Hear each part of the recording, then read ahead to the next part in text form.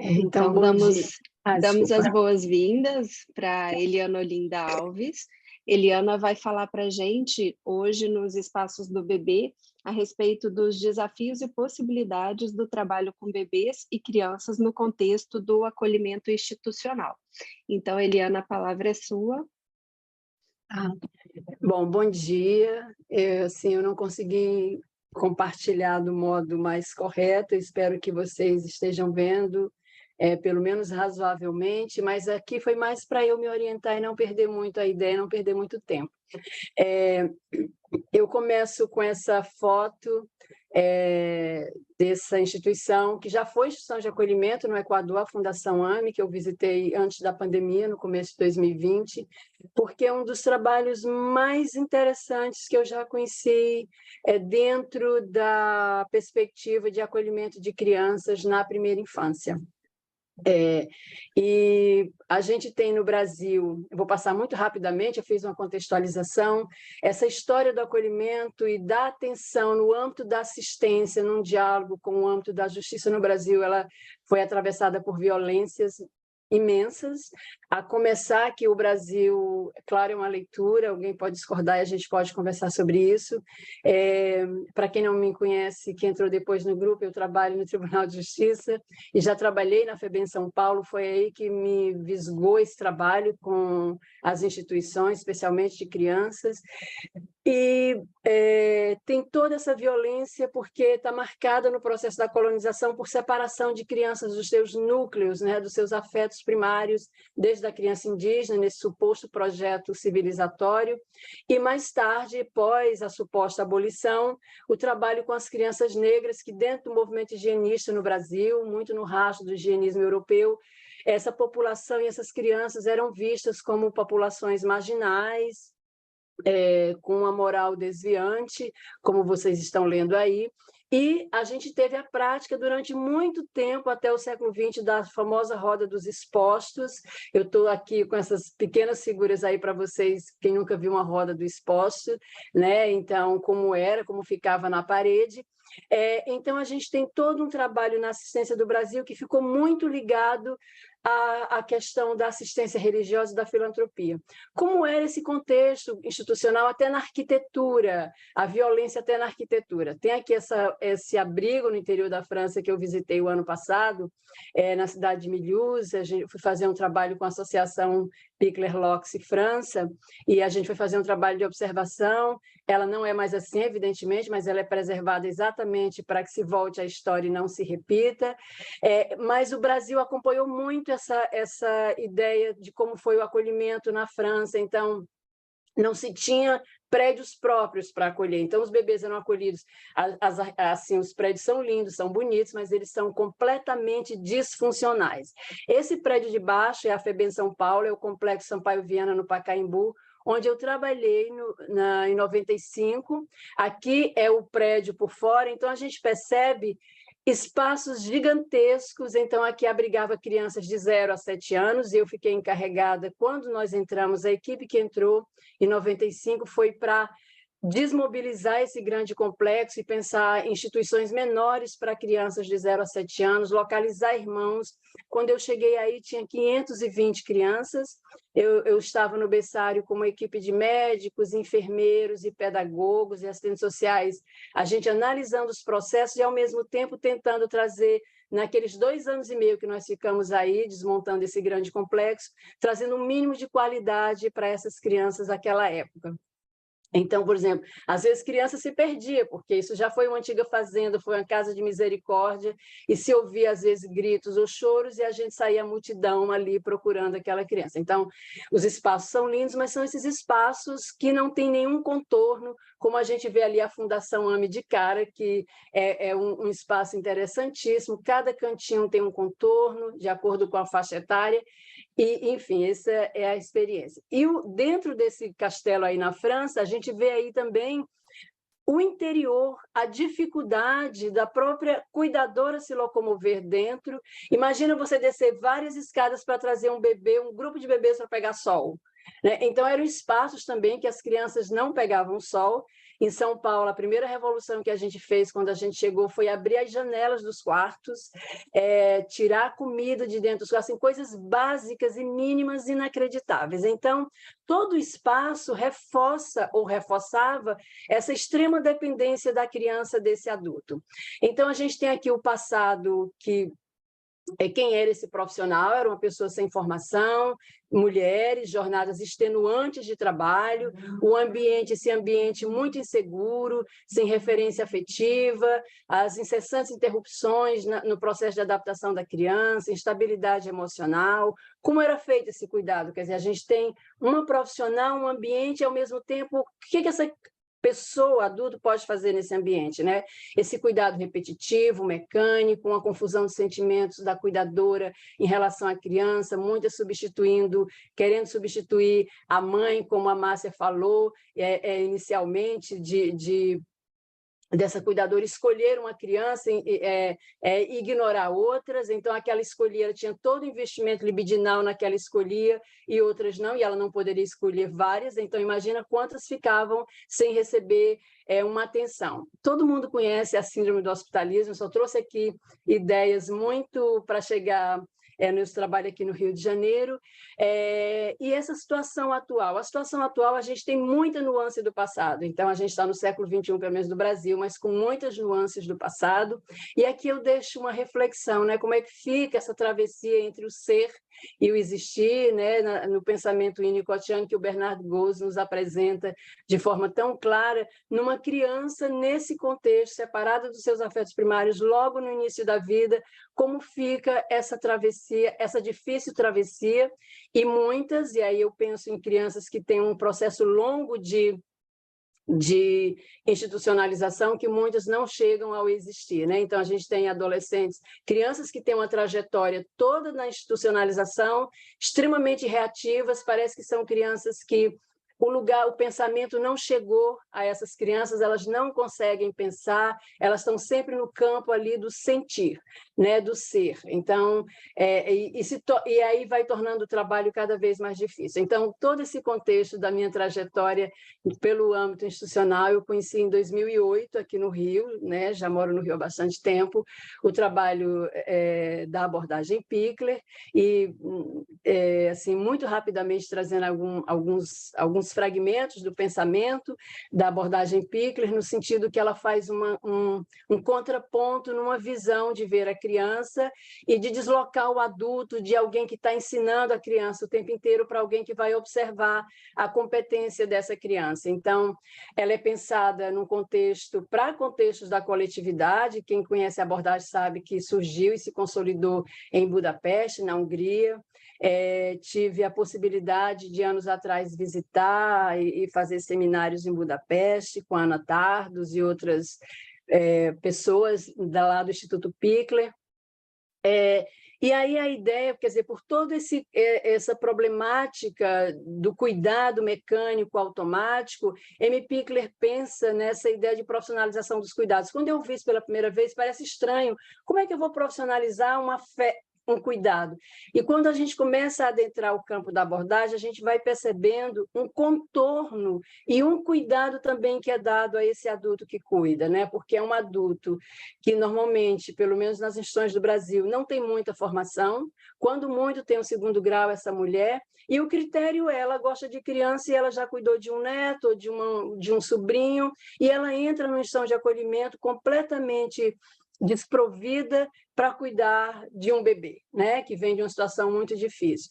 E aqui nem automatismos, né, e nem substituição materna, que foi o que a Amy Pickler foi encontrando com a pesquisa dela, visitando naquela época que se chamava orfanatos no leste europeu, e que ela chamou de novo hospitalismo, né? As crianças que sobreviviam àquela extrema carência, àquela extrema privação de afetos, cresciam, mas com grandes questões do ponto de vista emocional, no sentido da sua organização e trajetória aí dentro desse desenvolvimento psíquico. Eu gosto muito desse fragmento do pensamento do Winnicott, porque ele diz que um adulto diante de um bebê, né, tem essa possibilidade do bebê provocar aí também o nosso desamparo primordial, e ele fala de um desencontro, talvez de um desencontro de desamparos. Eu fico imaginando uma cuidadora dessa, numa situação de desamparo, numa instituição de acolhimento, sem nenhum contorno para ela, ela se encontrando também com um bebê que vem de uma situação também de desamparo. Então, a abordagem é essa ferramenta que nos ajuda a pensar dentro da instituição de acolhimento um outro lugar para essa cuidadora, né? Então, alguém que vai observar a competência dessa criança, e esse investimento libidinal se desloca para o trabalho dela, para o interesse na sua formação, e ela se pensar como alguém que pode ser uma coadjuvante e não um substituto materno. Aqui os princípios da abordagem, eu não vou tecer detalhes sobre isso, porque não se trata disso, é mais trazer uns elementos para dizer para vocês o que nos motivou em relação a essa experiência aqui do Rio, do tribunal com 2 instituições de acolhimento na Prefeitura do Rio. Vocês já conhecem, eu vou me deter, passar muito rapidamente aqui nessas 3 perguntas que a Judith Falck faz, que foi uma grande colaboradora da Amy Pickler, trabalharam muito juntas, e quando a Amy Pickler se afastou do Instituto, a Judith Falck substitui na direção, e ficou na direção do Instituto até morrer. E essas 3 perguntas eu acho muito interessante para se pensar o que ela chama, né, a natureza dessa relação que é maternante, mas que não é maternal, né? Então, como isso pode ser feito? Se o bebê não existe, né? Como diz o Winnicott, sem o olhar do outro, não pode existir o bebê sem a relação. Como é que a gente pode acolher esse bebê na coletividade, preservando essa relação, né? Em quais concepções a gente pode basear? Então, me parece que essas 3 questões do pensamento da Judith Falck nos orienta, ou pelo menos foi uma forma de nos orientar aqui no Rio em relação a esse trabalho. E, para mim, eu destaco como muito importante, dentro da abordagem, a questão da observação, né? Amy Pickler, como qualquer pesquisadora criteriosa, ela traz a técnica e a observação como essa ferramenta para ajudar essa cuidadora a ver essa criança, né? E aqui encontrar, como ela diz, a competência do bebê, ou como a Judith Falck diz, que é falar da cuidadora sobre a criança até esse adulto conseguir ver essa criança. E para ela, o bebê, se o ambiente está organizado para atender às necessidades desse bebê, esse bebê vai fazer o trabalho dele mesmo dentro de uma instituição de acolhimento. Então, tem algumas ideias que vocês estão lendo aí, e uma das coisas que eu mais acho interessante na observação dentro da instituição de acolhimento é que ajuda, esse registro rigoroso, ajuda muito a cuidadora a não fazer essa categorização entre as crianças. Quando ela tem dificuldade frente à criança, ela vai usar os recursos dela. Não, ele é teimoso, ele faz birra. Eu já ouvi cuidadoras chamar bebês por apelido, um apelido muito pejorativo e tal. São coisas que a gente encontra porque aquela pessoa está completamente desprovida. Aqui, já estou quase terminando, alguns fragmentos do pensamento da Amy Pickler, que eu acho que dialoga muito, Érica, com a ideia de intencionalidade, quando ela fala da competência do bebê. Assim, eu faço muito essa associação entre o que você nos traz aqui, a Miriam Segé e tantos outros que passam aqui, nos ajudando a compreender melhor o bebê e a criança pequena, e eu faço muito essa correlação entre esses pensamentos mais atuais, né, que vocês trazem, e as ideias de Amy Pickler. Quando ela diz que o bebê é uma companhia ativa, né, me faz pensar muito nessa ideia de alternância em presença e ausência, quer dizer, por isso o cuidado privilegiado que a abordagem traz, né? Então, se o bebê tem um momento de plenitude com aquele cuidador, com aquele adulto de referência, ele vai estar ali cheio de boas memórias que ele pode fazer o trabalho dele. Quando a gente vê as fotos e os vídeos do Instituto Pickler, a gente percebe claramente do que se trata, né? Então, a gente vê completamente aquele bebê na sua pesquisa, com essa foto, por exemplo, de um bebê de 4 meses, uma pesquisa profundíssima e muito interessante. Ele pode se dar o luxo e ao prazer de também se encontrar sozinho, um trabalho tão importante para o bebê, né? E já finalizando, o resto é só mostrar fotos do nosso trabalho aqui no Rio. Esse outro fragmento, o pensamento do Winnicott, que eu também acho muito interessante, que ele diz que a finalidade dos cuidados maternos não é evitar sintomas, né, mas é que o ambiente possa fomentar boas condições, é um ambiente suficientemente bom que dê recursos, né, para que essa criança, no seu processo entre o ser e o existir, ela possa ter condições de fazer as interpretações sobre o que ela recebe do ambiente, dá um bom destino a isso, mas sintomas não se trata disso, né? A gente não vai evitar o sofrimento, ele é inerente, é os recursos que essa criança recebe do ambiente para fazer essa travessia. Aqui são fotos da nossa experiência, né? Quando eu e a colega, Aline Diniz, nós começamos a trabalhar na vara de infância com essas duas instituições de acolhimento. Eu acompanhava uma instituição de acolhimento de bebês na zona norte do Rio. Então, esse momento que a gente está aqui com as cuidadoras, nós levamos 5 anos para entrar no abrigo, porque nós conhecemos a abordagem em 2008, mas não tinha muita coisa no Brasil sobre isso.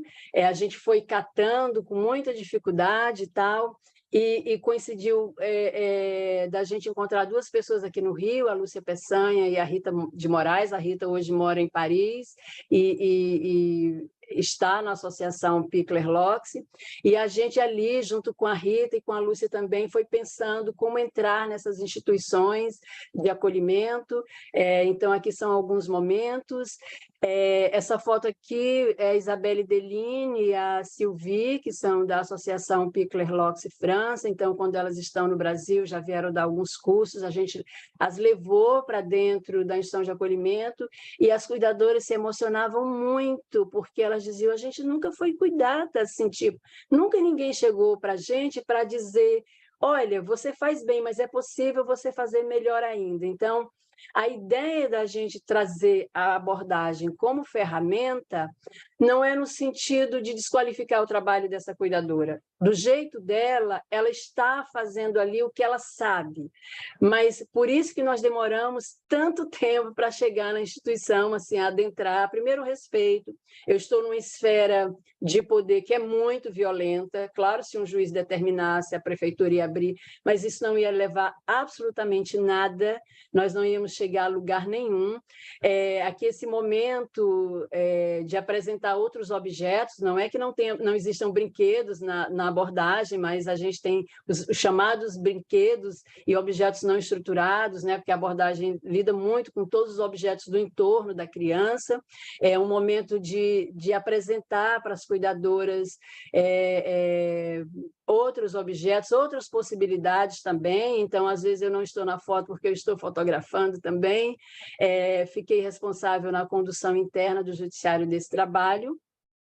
E aqui, para terminar, esse bebezinho nas oficinas de observação dentro do abrigo com as cuidadoras, no sentido delas observarem o que o bebê estava fazendo, que não precisava da intervenção delas, assim, delas fazer aquele flagra daquele momento que o bebê está sozinho, fazendo a pesquisa dele, que ele está bem, que ele está aquietado. Isso é muito interessante, porque elas se surpreendiam, nossa, assim, né? Que olhar dele para o paninho, ou esse bebê na época tinha 4 meses e meio, essa menininha 7 meses. Então, nossa, como é que ela consegue fazer isso com o corpo? Então, são, digamos assim, são momentos com essas cuidadoras e com esses profissionais que fazem muita diferença. E aqui, né, mais uma vez, o Winnicott sempre foi assim um guia para mim, desde quando comecei a trabalhar muitos anos atrás com bebês e crianças pequenas, gestão de acolhimento na FEBEM São Paulo, que essa adaptação bem-sucedida, esse sentimento de ter sido amado, né, de se sentir amado, se sentir acolhido. E só, já terminei de compartilhar aqui, só dizer para vocês que esse trabalho, ele...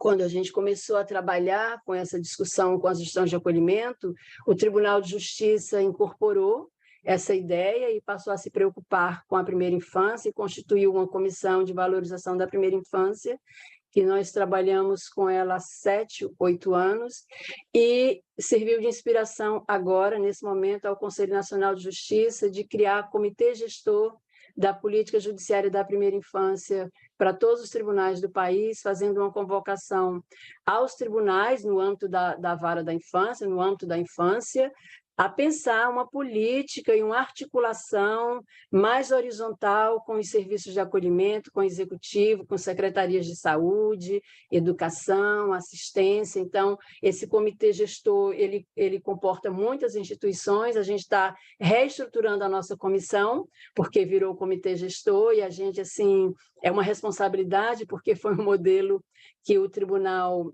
que o CNJ entendeu que seria um papel também de um tribunal se ocupar de outro lugar dessa problemática da infância, e a gente está, pouco a pouco, avançando nessa discussão.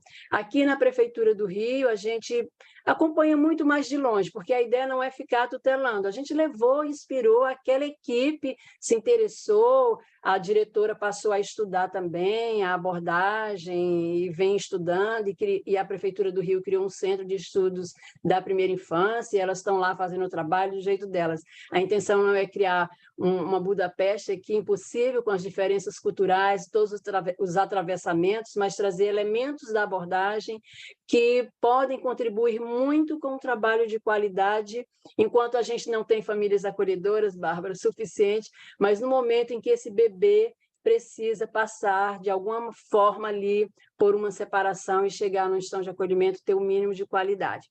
É claro que eu sou funcionária pública, esse trabalho ele é todo gratuito, a gente oferece oficinas sempre dentro do tribunal, para os profissionais, assistentes sociais, psicólogos das varas de infância, e sempre com as instituições de acolhimento em todo o estado, e sempre à disposição, se aquela instituição de acolhimento se interessa, né? Se a pessoa se interessa, a gente vai trazendo outros elementos da abordagem, outros aspectos, mas assim, a equipe ela é completamente autônoma para construir o seu percurso, a sua caminhada.